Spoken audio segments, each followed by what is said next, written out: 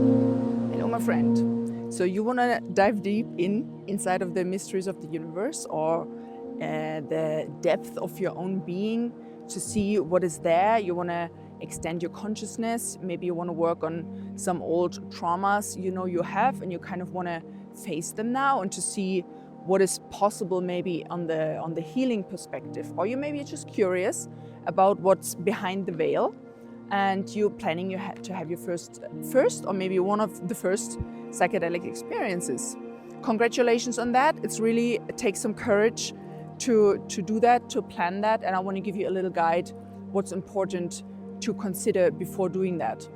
And little disclaimer, this video is about educational purposes, so to help and support you to have a safe trip, and I don't promote usage of any kind of substance or whatever.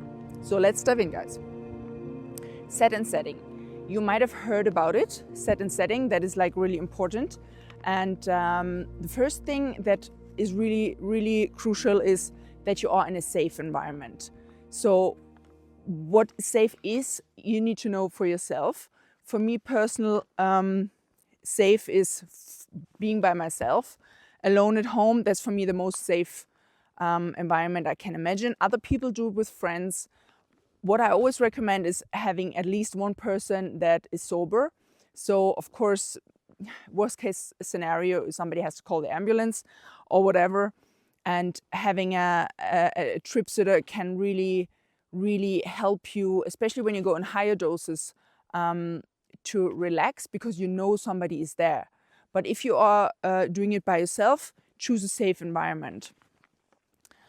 Like I said, with people. If you are with people, then be with people that you trust, of course, because it's not about that we think some other people will do something bad to us. It's more about the feeling we have, because it's really weird when we are in an experience and we are with people that we think they are kind of somehow. It's more what is in us. It's not about them. It's about what is in us. So when we can fully trust people, then we can also fully let go. And I had experiences, especially with ayahuasca, when I did not trust the shaman. He was not, I found, a nice person. I had a really difficult time to let go. I was kind of on the alert the whole time, and even all the time when he was walking past, I was like, don't touch me, don't come close to me. So you don't want to have that. You want to be completely relaxed.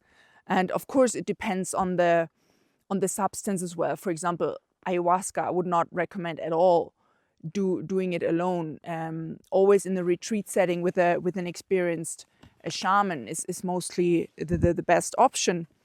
But for example, LSD or acid, it can be really amazing to do it alone. And you have to decide for yourself, choose what feels right for you. You want to do it alone or with other people. I had usually a lack of a person to be a trip sitter for me. Sometimes I wished to have, because there's so many other things that I don't want to care about, and I wish another person be there. But it's not like they're walking around in the streets having a sign like, "Hello, I'm going to support you in your psychedelic journey." So, yeah, it's fine in my opinion, to do acid alone. Ayahuasca, I would not recommend to do it alone, even though I did it. But it's a topic for a different video. But ayahuasca works on kind of levels that you don't want to be alone. No, just don't. You know what I mean? And yeah, then next point, free from disruptions. So even though for example, you live in a shared apartment, maybe make sure that this day you're going to plan the journey, you are alone at home, and nobody can come in, because it's so strange when you are in your room, you're doing your stuff, or maybe you're having an emotional outburst, you're going to cry. You don't want to scare other people.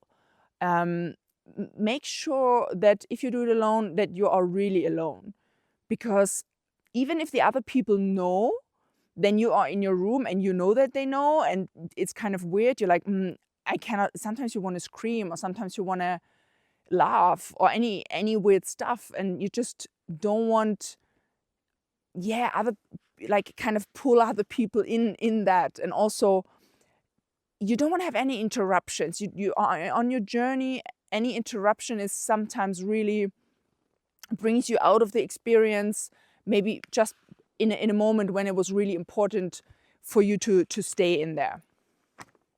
So that is set and setting first.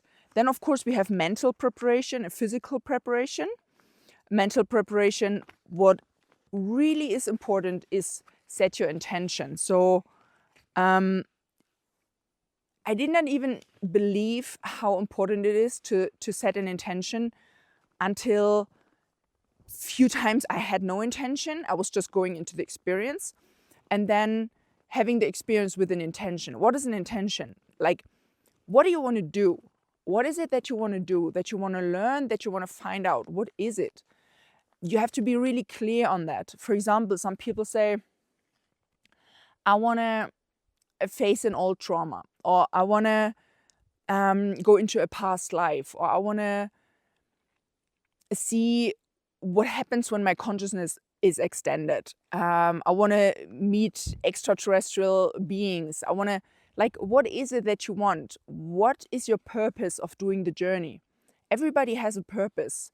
And when people tell me, I don't really know. No, I mean, you're planning to do it. So why are you doing it? What is your purpose? What do you want to achieve? And it does not mean that exactly that thing needs to happen, but to have the intention can also help you while in the journey to kind of guide you. Because sometimes, especially with ayahuasca, when you get like in these other worlds that are not even describable, and you kind of like get lost in all these pictures and all this kind of stuff that happens, and the memories and all is happening so much. And it can be really helpful in this moment to remember, wait a second, I was here for I wanted to do that, and you kind of get back on track. I mean, it can also be an intention to say, I just want to completely see what is happening. I have no plan. I just want to see what the universe is showing me. That's also an intention. But then you kind of know that you're open and you don't have like a specific thing that you want to work on. So set your intention, write it down, and yeah, that brings me to the next point.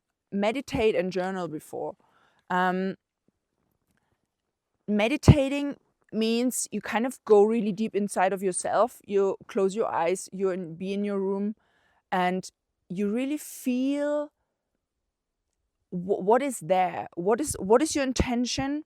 Meditate on it, and then journal it down. What also really helps, or what I did many times, is I'm writing down some questions that I have that I myself later gonna answer when I'm in a higher consciousness. It can be extremely magical and powerful when you do that. You write down like some questions from you as a human, and then your higher self is gonna answer them. I mean, this is like amazing what answers are coming out. And journal before, because then you kind of remember. And also what is important in the mental preparation, when you have fear or anxiety about it, which is completely normal, and even I would not say fear is good, always have a kind of respect and address that. Like write down, okay, I'm anxious about this and this. I know I had like some bad experiences when I was 14. I'm afraid that this stuff comes up and that the emotions overwhelm me or something like that. Write everything down, all your fears and anxieties. And of course, respect is always really important. I would not say fear. Fear can kind of block you, but respect, like, okay, I have to kind of, can be intense. So we should not be like all over the place and like, oh yeah, I'm dropping some LSD just for fun. I think that's not the right approach. Me personally, other people do it like that, but I personally take this stuff really seriously, and I'm doing that for my healing and for learning about the universe. So for me, that is really important. Next point, the physical preparation. My paper, guys. I can't barely move because I'm so with my winter jacket. I feel like I cannot even move. It's like I can just put my foot in front of the other, but that's basically it. So forgive me when I'm like, you know. Then the next point, of course, really important, avoid heavy meals or alcohol. That applies for any psychedelic substances, I think, because having heavy meal can just like really block the effect from that. And especially when it comes to ayahuasca, it's even much more important to follow a diet, because especially ayahuasca works on a really physical level. That's also what is one of the biggest benefits of ayahuasca, in my opinion, because trauma gets stored in the body, and we can kind of remove like the hindrances for ayahuasca to work on you and on your body when you have this diet before. So for example, like no red meat, no like dairy. There's many things, you can Google it. It's like the ayahuasca diet, which should, in my opinion, really be applied. I was even sometimes fasting before ayahuasca, so it had to have no obstacle in the way to make it really easy for the substance and for the spirit to like get through and like do whatever it had to do. But also for LSD, it can be really, because sometimes you get like nausea when taking these substances, and you want to kind of like not have your stomach as full, to not distract your system with the digestion when actually there's something else to be done instead of digestion. So no heavy meals is really good. Hydrated and rested, of course. Drink a lot of water before. Sleep well, because sometimes in the journey you kind of forget to drink, or you have like kind of much other things going on than to be like, oh yeah, I need to drink a glass of water. And usually you get like dehydrated on a journey, so it's really good to kind of work before to drink enough and to be rested as well, to be having the power for what is to come. And also really amazing, wear comfortable clothing, of course. Especially ayahuasca ceremony can be really long. You have sometimes like this 8 or 9 hours of ceremony, and if you have something on that is really uncomfortable, it can really distract your experience, especially when something tight around the belly or the stomach makes it really uncomfortable, and you kind of like I don't know, you know. And also especially when it comes to ayahuasca, because it's usual that you vomit in the journey, and you don't want to be concerned with uncomfortable around your stomach or like too tight around your neck or anything. Just wear comfortable clothes. It's going to help you a lot. Then, of course, before walking in nature, to get grounded, to get like in the you know, get enough oxygen, like prepare. It also brings you into the present moment. Maybe doing some breath work at home to get in the moment, and also give you enough oxygen for the journey. Then next point, my friends, the right substance and dose. Of course, really important, right? How much should we take? Like, what's the right thing to do? And there are also many videos online about dosage and substance. I mean, probably when you watch this video, you probably kind of already know what kind of substance you wanna take. But I also like always encourage, like, do a lot of research, do tons of research. Like, the amount of research I have done was insane. I was 2019 or something when my journey started. There was a time I just did research, all kinds of videos, kind of articles, whatever, about everything, dosage and all that. In the end, it's always like what needs to happen will happen, and everything that happens needs to happen. So you have to choose the right dosage for you, but you can also be assured that, in my opinion, and also the opinion of many others, it cannot be the wrong dosage, because whatever the universe is presenting to you is usually exactly that what you need in that moment. But nevertheless, research on the dosage and start lower than higher. You don't want to overdo it the first time, especially when it's your first time. Just start when you think you should. For example, like magic mushrooms, you're like, oh yeah, I'm good with 3 grams. Maybe start with 2 or with 1. Like, go lower, you can always go higher. There's no like time lost when you like, or a lost trip that you're like, oh damn, I just took 1 gram, it's like all lost. Sometimes it's nice to just dip the toes in the water and like how it feels, and you kind of get more comfortable and you get more confident. So always start lower. And of course, make sure that the source you have the stuff from is reliable. And also, of course, do the research, especially ayahuasca, that you find the nice retreat center. Sometimes you cannot really know. Sometimes you have to be like a bit courageous and dive into the unknown, because you don't know sometimes before how it's going to be. But there are many Google reviews. Maybe take a retreat center that you know from a friend or something. And it's really important to have a good retreat center, especially when it comes to ayahuasca, because I had some bad experiences there in Peru, and it was really weird. And I mean, also of course important for the whole journey, because it taught me how to speak up and to also be brave enough to decline the medicine from a specific shaman that I did not feel comfortable with. That was really, really important for me as a lesson. But of course, if I would choose to have a good shaman or to not a good shaman, listen to your intuition. You usually feel it when you are able to meet the person, or you kind of speak to some people. Listen to your intuition. Like the shaman that I had the most amazing experiences in Peru, I saw him on a photo and I knew that is him. Like the eyes, I knew it. Like I had to have a retreat with him. And it was out of this world, guys. It was the most beautiful and amazing, powerful experience that completely changed the course of my life, I think. So then, tools for grounding in the experience. So there we come to an important part. Prepare the trip itself prepare as much as you can. So for example, a playlist, like music.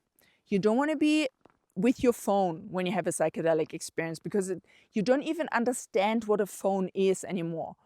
And you cannot even use it. It's like really weird when you have a really strong experience and then the music stops or a weird song comes up and you're like, what is even happening?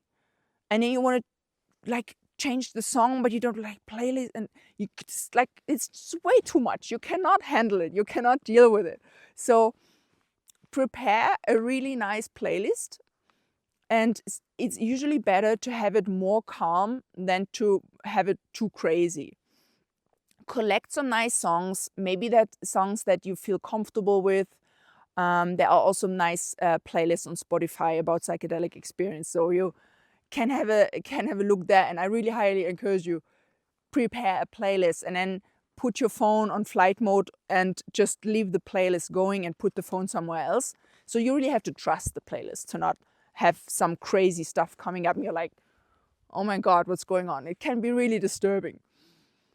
Of course, keep the journal next to you. Like I like to be in my bed for the first part, especially when the most intense first peak comes up. I want to be in my bed with my blanket, because usually I'm also getting cold. I want to lie down. I have my tea prepared, like lots of tea.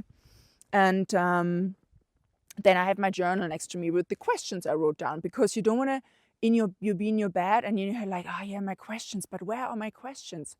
Because you forget, your brain does not function in the way it usually functions. So you want to make sure your journal is next to you. Then of course, comforting objects. If you have some stuff that you need for yourself, maybe a little toy or a stone, something that comforts you and makes you grounded to this reality here, take it for yourself in case you need it. Like sometimes I had like a necklace, and in my most intense ayahuasca experiences, I was just holding on to this necklace for dear life. Seriously, I'm not kidding. Like, I don't know, if I did not have this necklace, I don't know, I just holding on to it. And because sometimes we are like drifting away in these other realms, but to holding on to something that gives us strength and confidence is really, really good sometimes, and especially when it gets intense. Then of course prepare food, because for me, I just can't speak from my experience. I cannot prepare food.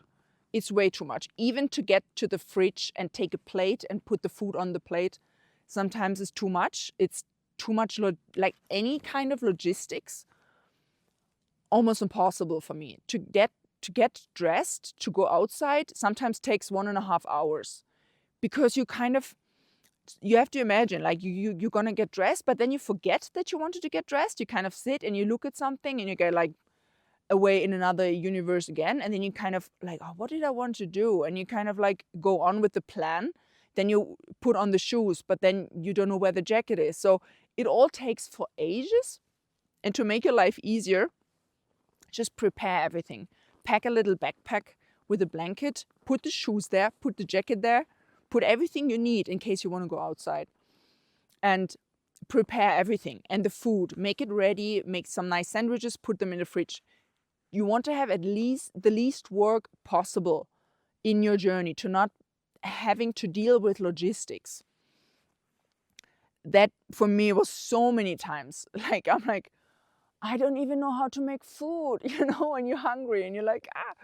So this is really good. Also, maybe prepare a bath, some nice comforting things. Put everything there that you need for a shower. Of course, everybody knows how to get in the shower, but in the moment, it can be difficult to have the bath. Maybe make it ready and prepare everything that you think before you would like to do. Prepare everything. Yeah, so that should actually be it to make your trip a smooth one.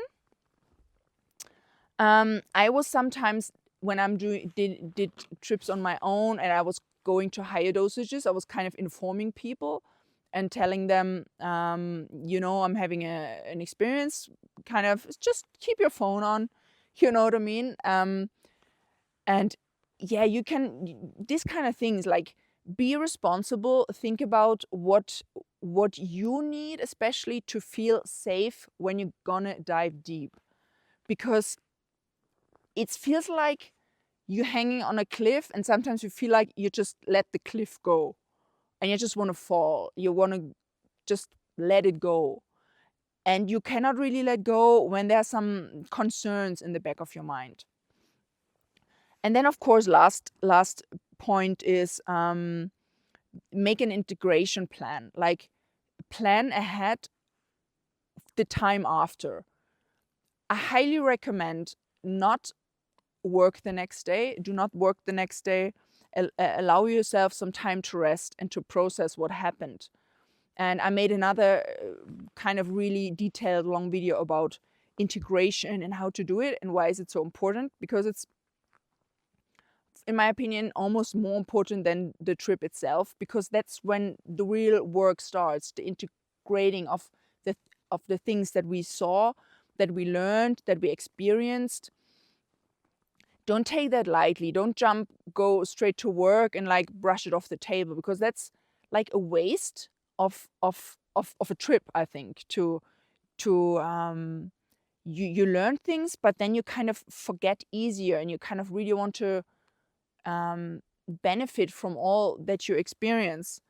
And if you have the possibility to share with other people, of course, it's really amazing.